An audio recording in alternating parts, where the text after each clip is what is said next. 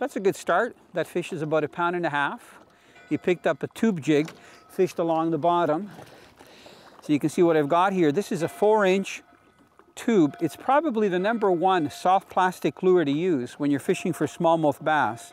And what it's done is it's slid up the line because I'm using a finesse tube jig head. This particular jig head is only 1/4 ounce.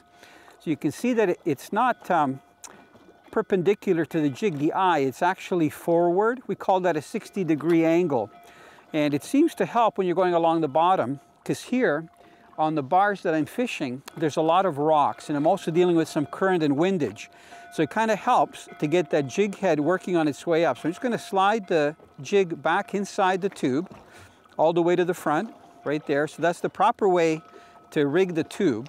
So when I pull it going along the bottom, you can see that with that angle, it's very easy to get it to crawl up over those rocks. And I'm not using a very big hook. That's a very sharp hook. It's a VMC. And I've got a 12-pound test fluorocarbon leader. So this is actually a finesse outfit. So I'm using a spinning rod right now, and I'm going to be changing between a bait caster and a spinning.